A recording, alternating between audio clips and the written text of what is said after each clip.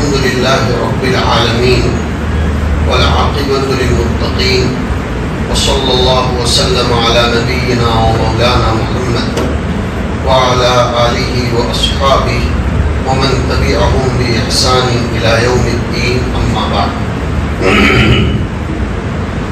فأعوذ بالله من الشيطان الرجيم بسم الله الرحمن الرحيم إن الذين يتلون كتاب الله وأقاموا الصلاة وأنفقوا مما رزقناهم سرا وعلانية يرجون تجارة لن تبور ليوفيهم أجورهم ويزيدهم من فضله إنه غفور شكور صدق الله العظيم.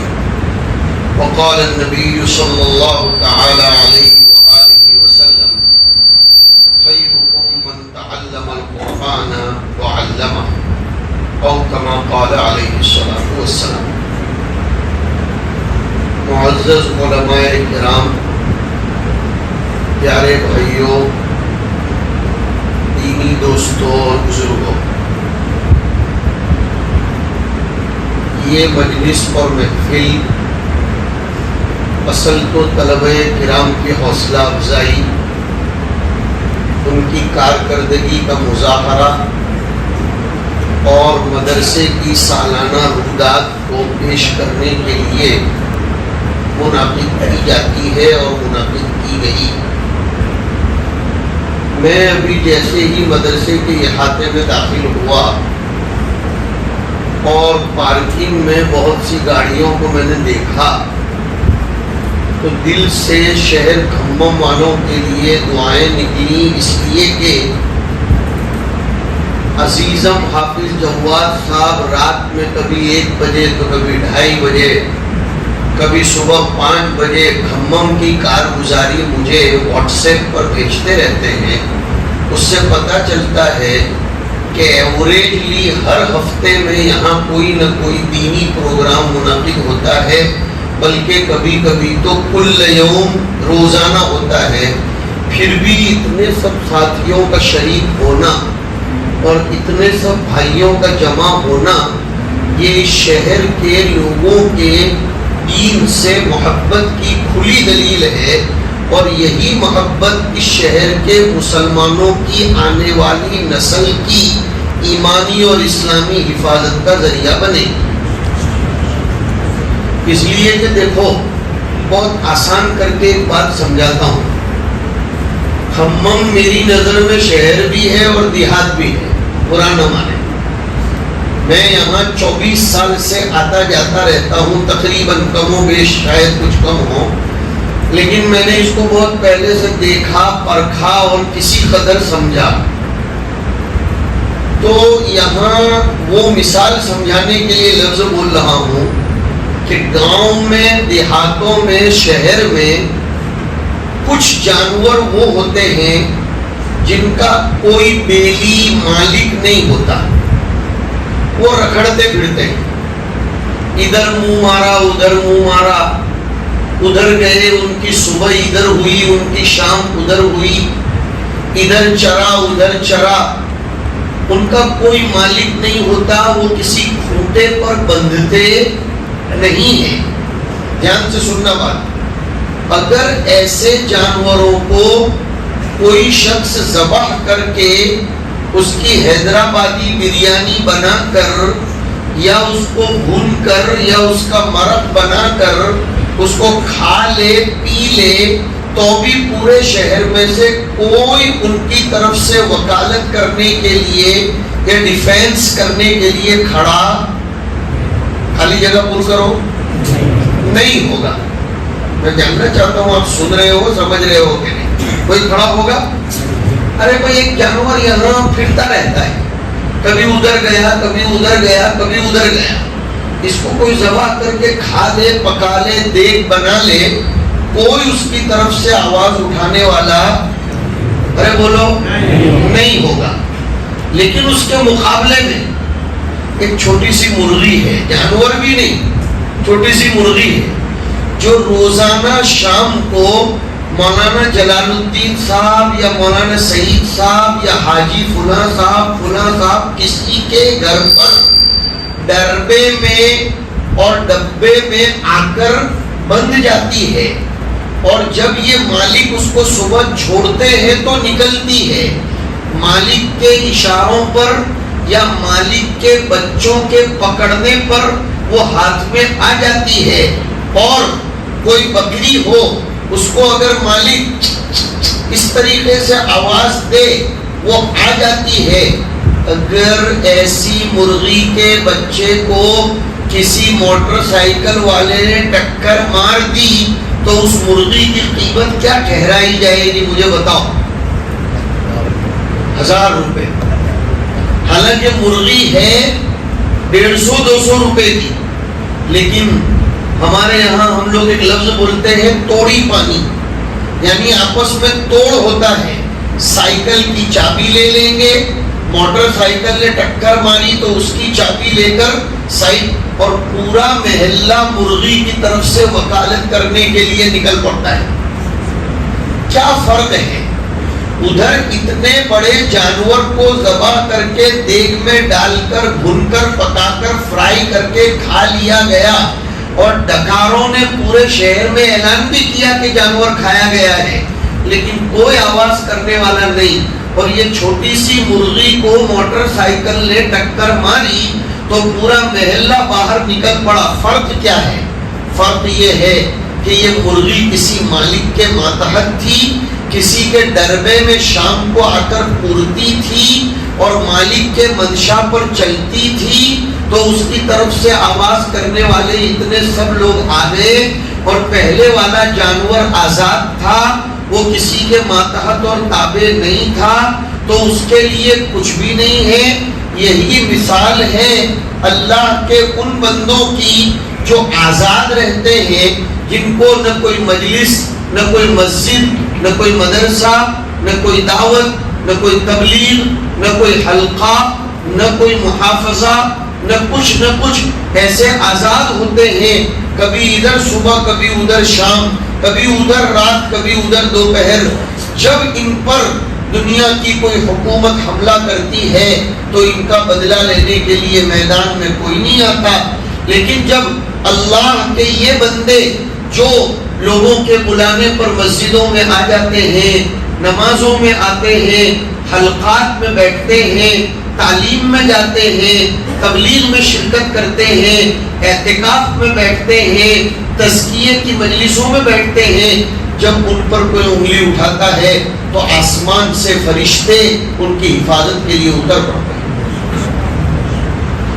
آج میرا اور آپ کا حال جو ناگفتہ بھی ہے، اور ہم لوگ کہیں کے نہیں رہے، اس کی وجہ یہ ہے ہم نے اپنے آپ کو دینی مجلسوں سے، دینی محفلوں سے، علماء سے جوڑا نہیں۔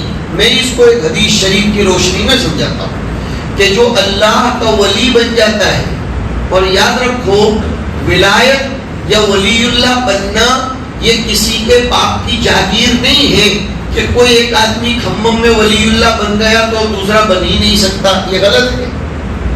نہیں، ولی اللہ بننا ہے صالح بن جاؤ۔ ایک آیت پیش کروں گا، ان ولی اللہ الذی نزل الکتاب وہو یتولی الصالحین۔ اور صالح کس کو کہتے ہیں؟ علماء دیوبند نے تعریف کی، صالح اس کو کہتے ہیں جس کا ظاہر اور باطن منشأ شریعت پر چلتا ہو، وہ صالح بن گیا۔ جس کی خلوت بھی شریعت کے مطابق اور جس کی جلوت بھی شریعت کے مطابق، جو بیڈ روم میں بھی مسلمان اور شادی کے ہال میں بھی مسلمان اور مسجد میں بھی مسلمان۔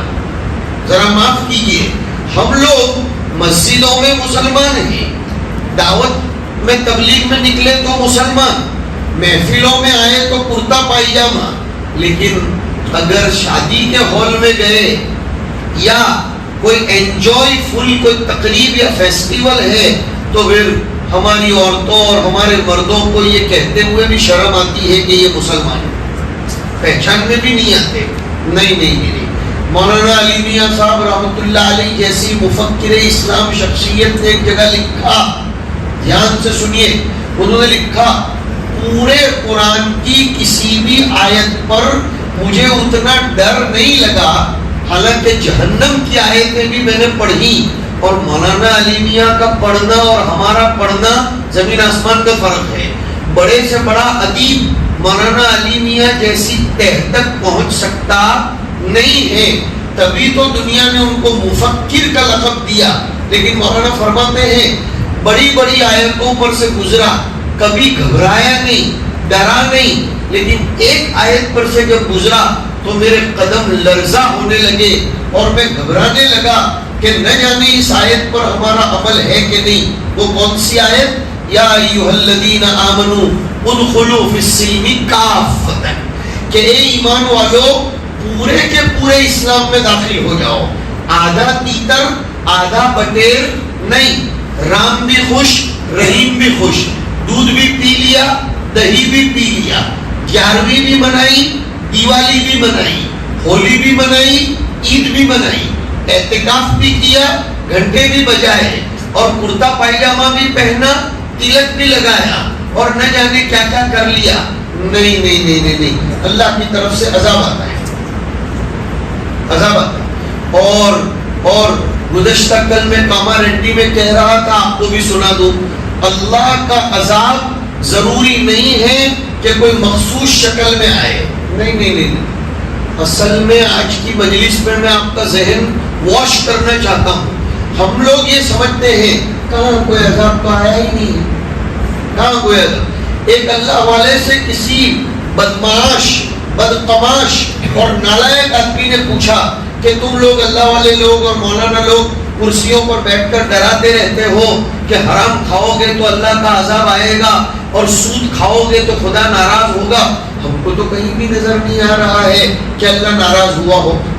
ہماری تو اسپیڈ آف لائف یہ روٹین کے مطابق چل رہی ہے، ہم تو بہت اچھے چل پھر رہے ہیں۔ وہ اللہ والے نے کتنا اچھا جواب دیا، انہوں نے پوچھا مسجد میں دل لگتا ہے، قرآن شریف پڑھنے میں دل لگتا ہے، دینی مجلسوں میں دل لگتا ہے؟ کہا نہیں، مسجد میں جانے کو دل کرتا ہی نہیں۔ کہا اس سے بڑا عذاب کیا ہو سکتا ہے، اس سے بڑا عذاب کیا ہو سکتا ہے؟ پتہ یہ چلا کہ خدا کا عذاب ضروری نہیں ہے کہ پتھروں کی شکل میں آئے، سیلاب کی شکل میں آئے، یا زلزلوں کی شکل میں آئے۔ خدا کا عذاب تو اس طرح بھی آتا ہے۔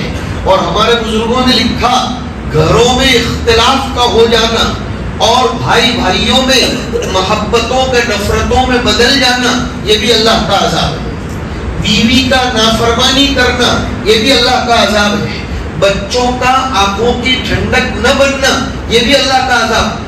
بلکہ اس سے بڑھ کر بولوں، ایک صاحب دل ایک مرتبہ اپنے گاؤں میں سے سیب کی ایک لاری گزر رہی تھی، سیب خریدنے گئے اور سیب کاٹ کر کھایا تو سیب کا مزہ ایسا نہیں تھا جیسے پہلے ہوا کرتا تھا۔ وہ صاحب دل تھے، انہوں نے سیب کو زمین پر پٹکا اور قسم کھا کر کہنے لگے دنیا میں ضرور کوئی خطرناک گناہ ہوا ہے جس گناہ کا وبال سیب کے مزے کے بدلنے کی شکل میں آیا۔ چنانچہ دوسرے ہی دن اخبار میں آیا کہ ان کے گاؤں سے 60 کلومیٹر کے فاصلے پر ایک باپ نے اپنی بیٹی سے زنا کر لیا، سیب کا مزہ بدل گیا۔ میں یہاں ہر ایک سے اگر انگلی اٹھا کر پوچھوں گا، نہیں پوچھوں گا، مثال دے رہا ہوں، تو میں بھی اس میں شامل، آپ بھی اس میں شامل، ہر ایک یہ کہہ رہا ہے مولانا اب زندگی جینے کا مزہ نہیں رہا۔ ہر ایک یہ اللہ کا عذاب ہے، اس لیے کہ زندگی تو مزے کے ساتھ گزارنے کے لیے ہی دی گئی ہے۔ میری پوری بات سمجھنا، ورنہ آپ کو اعتراض ہوگا کہ مفتی صاحب مزے کی باتیں کر رہے ہیں۔ نہیں، اللہ نے مسلمانوں کو انجوائے فل لائف دی ہے۔ پریشانی، ڈپریشن، بے چینی، آپس کے جھگڑے اور کھانے پینے کا مزہ نہیں، اس لیے زندگی نہیں دی گئی۔ زندگی عیش کے ساتھ گزارنے کے لیے دی گئی ہے۔ قرآن کریم کی آیت ہے قل ہی للذین آمنوا فی الحیات الدنیا۔ حضرت تھانوی نے لکھا کہ اس آیت میں صاف اعلان ہے، ہی یہ اوپر زینت کی طرف اشارہ ہے، اس لیے کہ اس ٹکڑے سے پہلے لباس، کھانا پینا، اس کا تذکرہ ہے۔ قل من حرم زینت اللہ التی اخرج لعبادہ والطیبات من الرزق قل، پھر سے دہرایا، ہی للذین آمنوا فی الحیات الدنیا. اے نبی آپ لوگوں بہت دھیان سے بات سنو کہ اے نبی پوچھو من حرم زینت اللہ، کس نے اچھے کپڑے پہننے کو منع کیا؟ پہنو، شیروانی پہنو چاہے اندر پریشانی ہو، اچھے سے اچھے کپڑے پہنو، بہترین جوڑا پہنو. ارے کیا ہم بہترین جوڑا پہننے کو منع کرتے ہیں؟ ہمارے آقا علیہ الصلوۃ والسلام کو ایک مرتبہ ایک بادشاہ نے جوڑا بھیجا تھا، 13 اونٹ بیچ کر خریدا گیا تھا، وہ اتنا مہنگا جوڑا تھا. حضور نے پہنا، حضور نے زیب تن فرمایا. ہاں حضرت عمر رضی اللہ تعالیٰ عنہ نے ایک مرتبہ عید کے دن مارکیٹ میں بہترین جوڑا بکتا ہوا دیکھا، حضرت عمر نے خرید لیا اور حضور کی خدمت میں پیش فرمایا اور ارشاد فرمانے لگے، اللہ کے رسول یہ جوڑا اور یہ ڈریس بک رہا تھا، مجھے بہت پسند آیا، بخاری کی روایت ہے، اور میں نے اس لیے خریدا تاکہ آپ عید کے موقع پر اور جب کوئی ڈیلیگیشنز آپ سے ملنے آئیں، کچھ وفود آپ سے ملنے آئیں، جمعہ کا دن ہو تو آپ پہن لیا کریں. حضور نے وہ جوڑا قبول تو فرما لیا لیکن وہ ریشم کا تھا اس لیے واپس کیا. محدثین نے لکھا وہ ڈریس مہنگا تھا اس لیے واپس نہیں کیا، وہ ریشم کا تھا اس لیے واپس کیا. پتا چلا وہ ڈریس اگر ریشم کے علاوہ کا ہوتا چاہے کتنا مہنگا ہوتا حضور اس کو زیب تن فرماتے. اور بخاری نے اس پر ترجمۃ الباب قائم کیا، باب الہیئۃ لیوم الجمعہ، کہ جمعہ کے دن شاندار کپڑے. میں نے میرے استاد حضرت مولانا سید ذوالفقار صاحب رحمۃ اللہ علیہ کو دیکھا کہ جمعہ کے دن چشمہ بھی نیا پہنتے تھے، جوتے بھی نئے پہنتے تھے، بادشاہ بن کر مسجد میں جاتے تھے.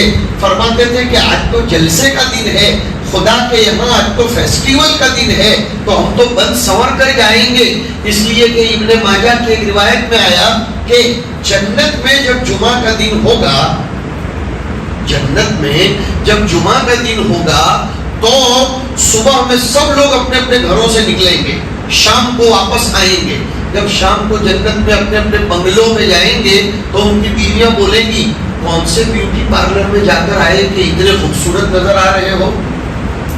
اور وہ مرداں اپنی عورتوں سے بولیں گے تم کون سی لالی لپسٹک لگا کر آئی کہ صبح گئی تھی تو ایسی نظر نہیں آ رہی تھی، ابھی اتنی خوبصورت نظر آ رہی ہو.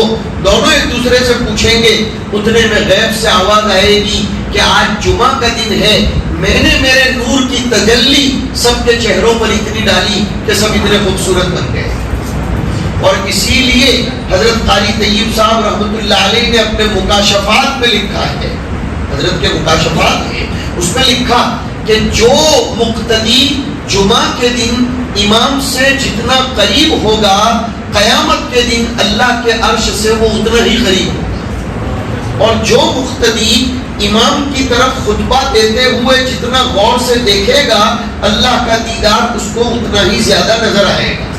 لیکن افسوس صد افسوس ہمارے نوجوان مسجدوں میں آتے ہی نہیں. جمعہ کے دن بیان ہو رہا ہے، خطبہ ہو رہا ہے اور تقریباً مقتدیوں کو خطبہ زبانی یاد ہو گیا، اس لیے ان کو پتہ چل جاتا ہے کہ اب نیوٹرل گیئر میں گاڑی ڈلنے والی ہے، جلدی جلدی وضو کرو اور آ جاؤ.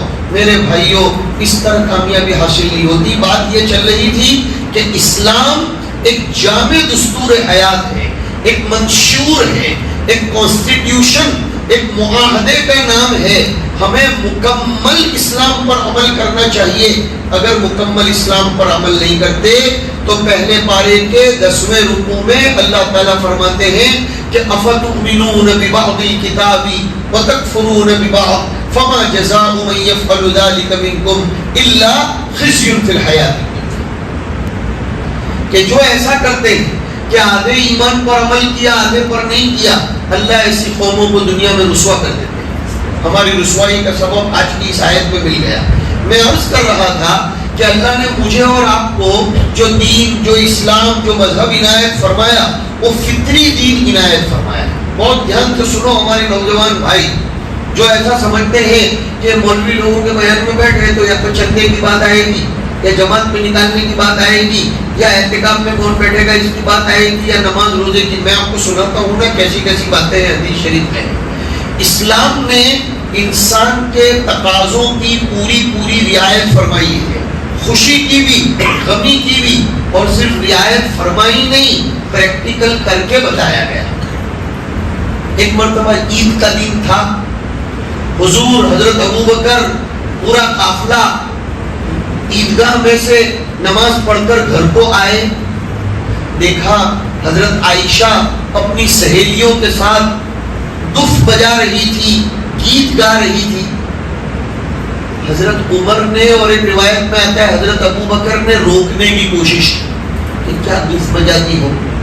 حضور نے فرمایا نہیں, آج عید کا دن ہے, ان کو دف بجانے دو, خوشی منانے کی ان کو اجازت دو, ان کو دف بجانے دو, ان کو گیت گا لینے دو.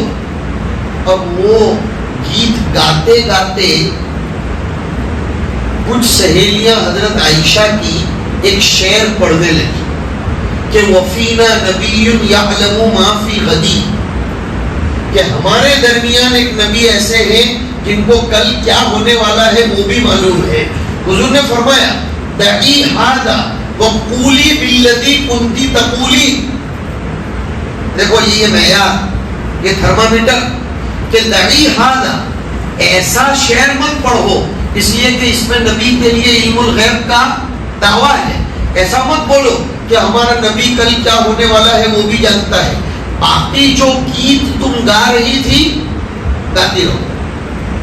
پہلے کتنا اچھا تھا, چھوٹے بچے کو جب جھولے میں ڈال کے سلایا جاتا تھا تو لوری گائی جاتی تھی, دعائیں دی جاتی تھی, چھوٹے منع سو جا, اللہ تیرے حفاظت کرے, سو جا, تو اس کی حفاظت ہو بھی جاتی تھی. کوئی تعویذ لٹکانے کی, باندھنے کی, دم کروانے کی ضرورت نہیں پڑتی تھی.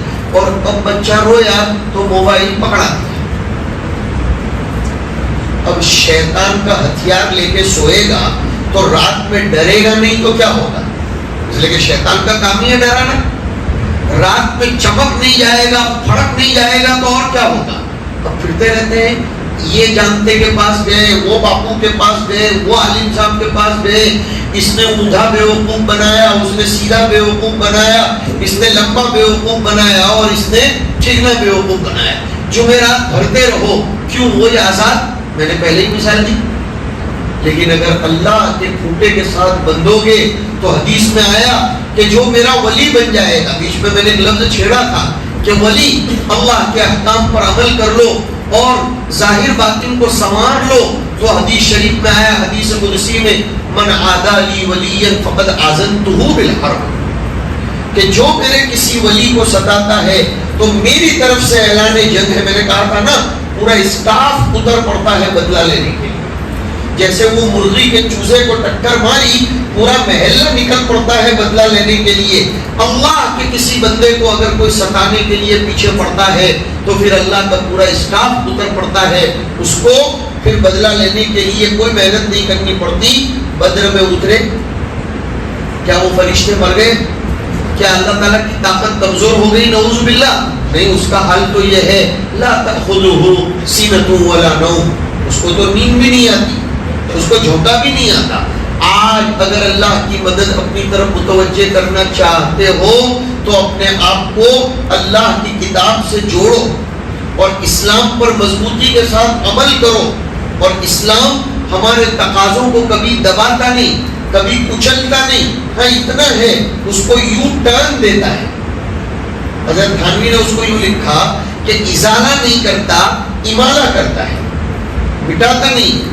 غم ہے, غم ہی مناؤ, اس نے منع کیا. ایک جگہ میت ہو گئی تھی, گھر کی عورتیں رو رہی تھیں, تو حضرت عمر نے بالکل روکنے کی کوشش کی. حضور نے فرمایا نہیں, ان کو رونے دو. ہاں اتنا بول دو, آواز سے نہ روئے, اپنا گریبان چاک نہ کرے. اب سائیکولوجی کے ماہرین نے اس حدیث پر بہت اچھا ریسرچ کیا کہ نبی نے ان کو رونے کیوں دیا. سائیکولوجی کے ماہرین نے لکھا کہ رونے سے 90% غم ہلکا ہو جاتا ہے, اور آدمی کو وقت پر رونے نہ دیا جائے تو اس کو اٹیک آ جانے کا خطرہ رہتا ہے. کچھ موقع ایسے ہوتے ہیں کہ ان کو رو لینے دیا جائے اب رونے کی دونوں قسمیں ہیں، ہنسی کا رونا اور غمی کا رونا۔ فقہا اس پر بھی بحث کرتے ہیں کہ اگر کسی لڑکی کے پاس آپ نکاح کی اجازت لینے گئے، اس نے رو دیا تو آنسو گرم ہے یا ٹھنڈے ہیں یہ دیکھا جائے گا۔ اگر گرم ہے تو حکم الگ ہے، اگر ٹھنڈے ہیں تو اس کا حکم الگ ہے۔ اتنی چھان بین مدرسوں میں ہوتی ہے۔ کیا ایسا بولتے ہیں کہ مدرسوں میں کیا ہوتا ہے؟ مدرسوں میں اتنی ڈیپ میں جایا جاتا ہے، اتنی ڈیپ میں کہ اگر آنسو گرم ہے تو یہ حکم، آنسو نرم ہے تو یہ حکم، ٹھنڈے ہیں تو یہ حکم، لڑکی نے اجازت لیتے وقت نیچے دیکھ لیا تو یہ حکم، اور آنکھوں میں آنکھیں ملائی تو یہ حکم۔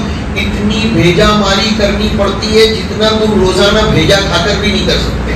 اور مدرسے والے بغیر بھیجے کے بیچارے کرتے ہیں، تو ان کو اچھا کبھی کھلاؤ، ان کی دعوتیں کرو، کبھی ان کو شاندار گوشت کھلاؤ، اور اس نیت سے مدرسے کے طلباء کو کھلاؤ کہ آپ کی بادام کل کے دن بخاری پڑے گی۔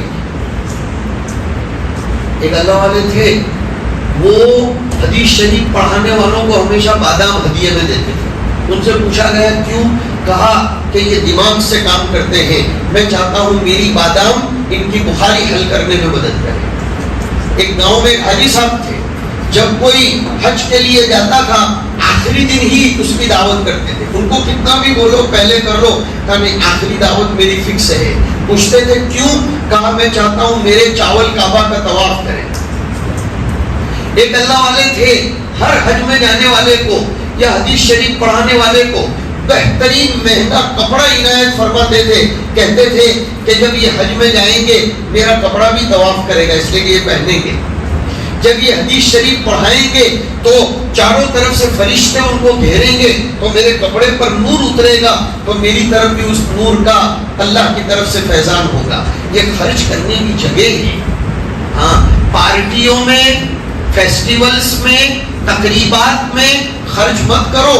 ابو داؤد شریف کی روایت میں آیا لا یأکل طعامک الا تقی، کہ تمہارا کھانا اگر کسی کے پیٹ میں جاوے تو وہ متقی کے پیٹ میں جانا چاہیے۔ جماعت آئی ہے، اس کی دعوت کرو، اس کی نصرت کرو۔ اللہ کے بندے اللہ کا دین کا کام کرتے ہیں، ان کو کھلاؤ۔ رمضان میں چندے کی وصولیابی کے لیے کوئی آیا، اس کو پوچھو کہ بھائی آپ کی سحری کا انتظام ہوا کہ نہیں؟ افطاری تو سب کروا دیتے ہیں، لیکن سحری کے وقت بیچارہ مارا پھرتا ہے۔ ابھی ہی راستے میں تھا، ایک بیچارے ویسٹ بنگال سے کوئی سفیر ہمارے بڑودہ میں آئے ہیں، وہ کہہ رہے تھے مولانا مسجدوں میں کوئی رکنے نہیں دیتا، میں نے کھانا بھی نہیں کھایا، اب میں کیا کروں؟ تو میں نے ان کی کچھ رہبری کر دی۔ یہ سب کچھ ایسی چیزیں ہیں فَمَن يَعْمَلْ مِثْقَالَ ذَرَّةٍ خَيْرًا يَرَهُ، رائی کے دانے کے برابر بھی کوئی کام ہو جائے گا، اللہ تعالیٰ کے اس کا ثواب ملے گا۔ رمضان لوٹنے کا مہینہ ہے، سیل لگایا جاتا ہے اس میں، اور باقی چیزیں تو پورا سال ملتی ہیں۔ ہم باقی چیزوں کے سیلوں میں جانے کے بجائے رمضان کی راتوں میں اللہ کے سیل سے فائدہ اٹھائیں۔ اور واقعتاً سیل لگتا ہے، اس لیے کہ ایک نیکی کا ثواب 70 کے برابر سیل نہیں ہے، یہ سیل لگا ہوا ہے، اور نفل کا ثواب فرض کے برابر، اور توفیق بھی ماشاءاللہ ہو جاتی ہے، پھر بھی ہم اپنا وقت ضائع کرتے ہیں۔ میں عرض کر رہا تھا کہ اسلام دین فطرت ہے، اس نے ہمارے تقاضوں کی پوری رعایت کی۔ اب ہر آدمی کو ایک لفظ سے محبت ہے، میں اس آیت پر آ گیا جو میں نے پڑھی، ہر آدمی ایک لفظ سے محبت کرتا ہے اس وقت دنیا میں، وہ لفظ ہے تجارت۔ میں آپ ہر آدمی تاجر بننا چاہ رہا ہے، تجارت کرنی ہے، 5 روپے سے شروع کروں یا 5 لاکھ سے، بزنس مین بننا ہے، امبانی بننا ہے، اڈانی بننا ہے، فلاں بننا ہے۔ الحمدللہ اللہ برکت دے۔ اور میں تو کہتا ہوں کہ مسلمانوں کو نوکری کرنے کے بجائے تجارت کی طرف دھیان دینا چاہیے۔ صحابہ میں سے شاید کوئی ایسا ملے گا جو کسی کے یہاں نوکری کرتا ہو، اکثر صحابہ تجارت کرتے تھے، بلکہ غیرت مند تھے۔ بہت کم توجہ علماء کی بھی جاتی ہے اس نقطے کی طرف کہ جب مہاجرین ہجرت کر کے مدینہ کو آئے اور مدینہ کے لوگوں نے نصرت کے لیے سب کچھ دیا، ہماری عورتیں بھی حاضر، ہمارے کھیت بھی حاضر، ہماری دکانیں بھی حاضر، جو چاہے لے لو، لیکن مہاجرین نے ایک سنت کیا قائم کر دی، سبحان اللہ۔ بخاری کی روایت میں آیا جلد ثانی میں، مہاجرین نے فرمایا تمہارا احسان، تمہاری دکان، تمہارا بزنس تم کو سلامت، ہم کو بازار کا راستہ بتاؤ، ہم خود جائیں گے، تجارت کریں گے اور کمائیں گے۔ اور ماشاءاللہ اتنا کمایا کہ مکہ کے لوگ ہی مدینہ میں آ کر ہی مالدار بنے۔ چنانچہ مدینہ میں مسجد نبوی کے لیے جگہ خریدنے کی باری آئی تو مدینے کے کسی آدمی نے نہیں خریدی، مکہ کے عثمان غنی نے خریدی۔ تجارت کرو، ہاں ایسے بیٹھے مت رہو، اپنی صلاحیتیں دوسروں کو سپرد کرنے کے بجائے انڈیپینڈنٹ بنو۔ یہ آج میرا اور ایک پیغام ہے، 5 روپے سے بھی شروع کرو لیکن تجارت کرو۔ تجارت زبردست چیز ہے۔ اہل علم کو ایک نقطے کی طرف توجہ دلاؤں، خدا کرے دوسروں کو بھی سمجھ میں آئے۔ 5ویں پارے میں اللہ تعالیٰ فرماتے ہیں یا ایھا الذین آمنوا لا تأکلوا اموالکم بینکم بالباطل الا ان تکون تجارۃ عن تراض منکم۔ ذرا توجہ دیجیے تو بات سمجھ میں آئے گی ورنہ نہیں آئے گی۔ اللہ فرماتے ہیں اے ایمان والو، ایک دوسرے کا مال غلط طریقے سے مت کھاؤ، صرف تجارت کے ذریعے کھاؤ۔ چوری کر کے مت کھاؤ، لوٹ کر مت کھاؤ، سود کے ذریعے مت کھاؤ۔ خالی ایک طریقہ قرآن نے بتلایا، تجارت کر کے کھاؤ۔ اب میرا اس پر ایک سوال ہے آپ کو، طلبا نے تو امتحان دیا، میں آپ کا امتحان لے رہا ہوں ابھی، کیا حلال مال خالی تجارت کے ذریعے ہی ملتا ہے؟ دوسرا کوئی طریقہ ہی نہیں ہے حلال مال استعمال کرنے کا، کھانے پینے کا؟ جواب دو، ہے یا نہیں ہے؟ ارے بھائی باپ کا انتقال ہو گیا، اس سے وراثت میں جو ملے گا وہ حلال، کسی نے ہدیہ دیا وہ حلال، تو پھر قرآن شریف سے تجارت کیوں کہہ رہا ہے؟ وہاں مفسرین نے بڑی پتے کی بات دیکھی کہ جو لوگ اعلیٰ سوچ کے مالک ہوتے ہیں، جو لوگ اعلیٰ فکروں کے مالک ہوتے ہیں، جو غیور ہوتے ہیں، وہ وراثت کے بلبوتے پر زندگی نہیں گزارتے بلکہ تجارت کر کے خود کی محنت کے ذریعے۔ اس لیے اللہ تعالیٰ نے تجارت ہی کے اندر اس کو منحصر فرمایا۔ پتہ چلا کہ مسلمان کو اس ملک میں عزت والی زندگی گزارنی ہے تو انڈیپینڈنٹ بننا پڑے گا۔ 3 چیزیں کرنی پڑے گی، تعلیم، تنظیم اور تجارت۔ ایجوکیشن، ایڈمنسٹریشن اور ٹریڈیشن۔ ایجوکیشن، اس کے ذریعے آدمی بادشاہ بنتا ہے۔ جس کے پاس ایجوکیشن ہوتا ہے، علم ہوتا ہے دین کا یا دنیا کا، تو وہ کسی کے جوتے چپل سیدھے نہیں کرتا، وہ کسی کے سامنے جھکتا نہیں ہے، بلکہ وہ اپنے آپ کا استحصال ہونے بھی نہیں دیتا۔ علم آدمی کو بادشاہ بنا دیتا ہے۔ علم کی بدولت بڑے بڑے شہنشاہان نیچے بیٹھتے ہیں اور علم والا یہ کرسی پر بیٹھتا ہے، علم کی برکت۔ دوسرا ایڈمنسٹریشن، ہمارے مسلمانوں میں ایڈمنسٹریشن نہیں ہے، تنظیم نہیں ہے۔ ابھی رمضان آ رہا ہے، زکوٰۃ کے لیے کوئی منظم نظام ہی نہیں ہے، اس نے 1000 نکالے، اس کو 500 دے دیے، اس کو 200 دے دیے، ختم نہیں۔ زکوٰۃ کا ایک نظام ایسا بناؤ کہ کسی آدمی کو اس کے پیر پر کھڑا کرو کہ آئندہ سال وہ خود زکوٰۃ دینے والا بن جائے۔ یہ طریقہ ہونا چاہیے۔ اس کو دے دیا، اس کو 200 دے دیے، اس کو 100 دے دیے۔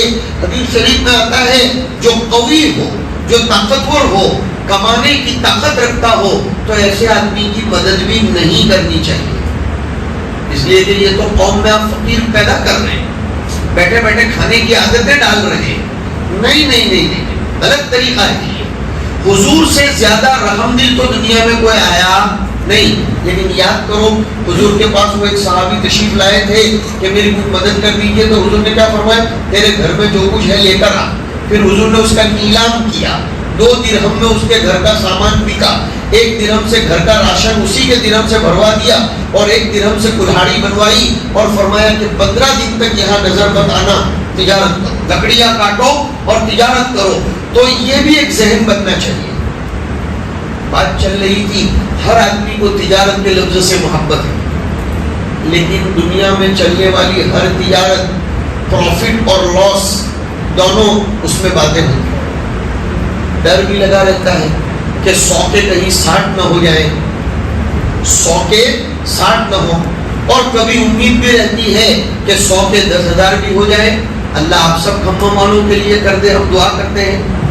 ہاں قرآن کریم نے کہا میں ایک تجارت ایسی بتاتا ہوں جس میں کبھی بھی لاس نہیں ہو سکتا. اس لیے قرآن نے وہاں لفظ تجارت استعمال کیا کہ ایک تجارت ایسی ہے جس میں کبھی گھاٹا نہیں جائے گا. کون سی تجارت؟ کپڑوں کی، جوتے چپل کی، سونا چاندی کی نہیں. فرمایا جو اپنی دکان پر تین چیزیں لا کر رکھے گا اس کی تجارت میں کبھی نقصان نہیں ہوگا.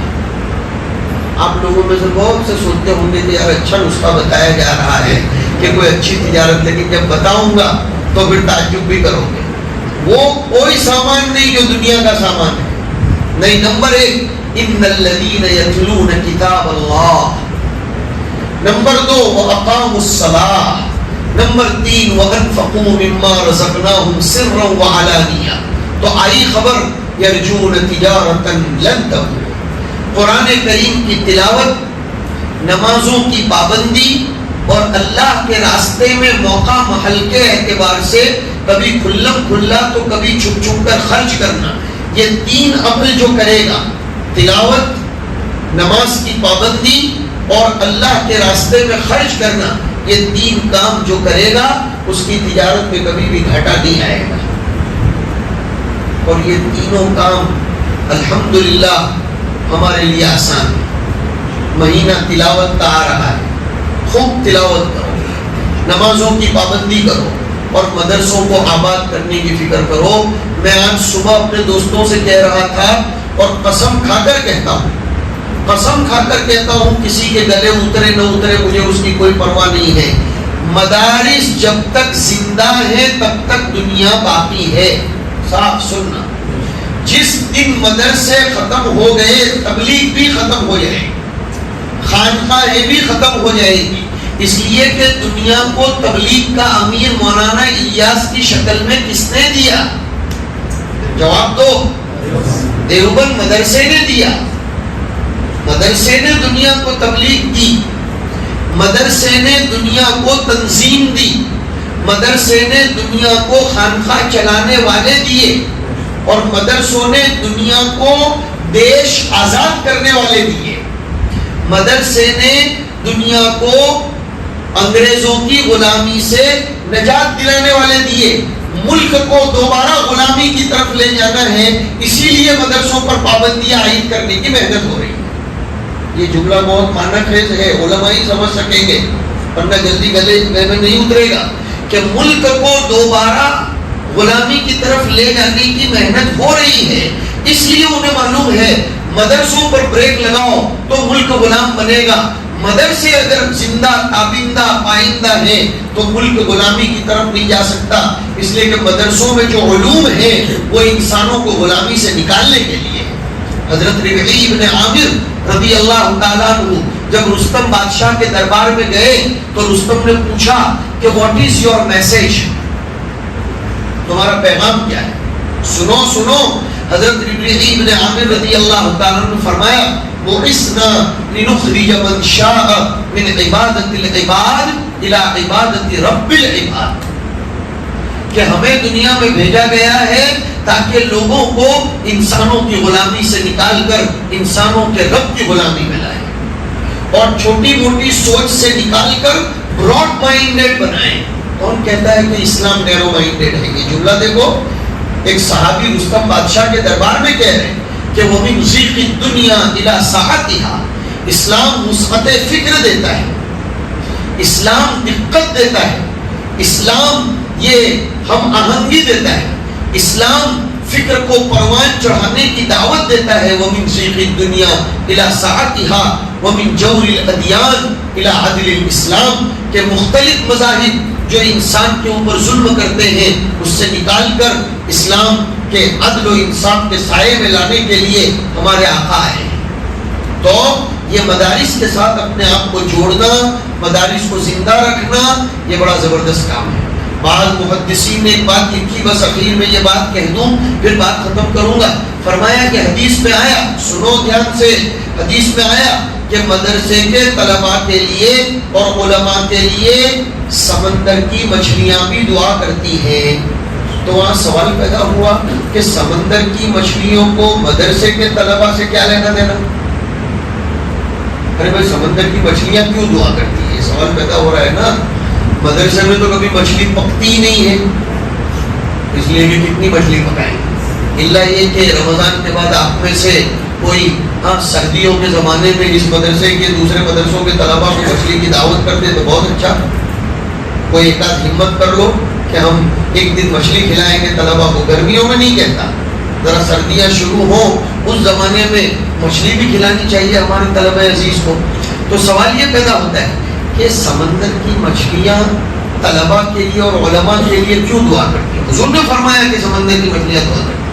شراح حدیث نے پتے کی بات لکھی کہ سمندر کی مچھلیوں کو معلوم ہے کہ یہ طلباء اور علماء رہیں گے تو نظام خداوندی دنیا میں چلے گا، اور نظام خداوندی چلے گا تو باران رحمت بارش کی شکل میں برسے گا، اور بارش برسے گی تو ہم مچھلیاں زندہ رہیں گی، بارش ہی نہیں ہوگی تو ہم مچھلیاں مر جائیں گی.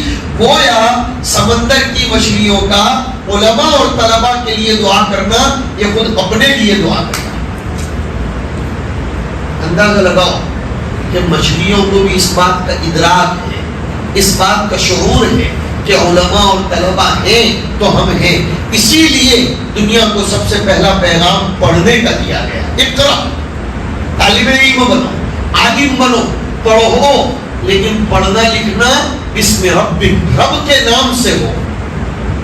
پڑھنے لکھنے کی سرپرستی رب کا نام کرتا ہو.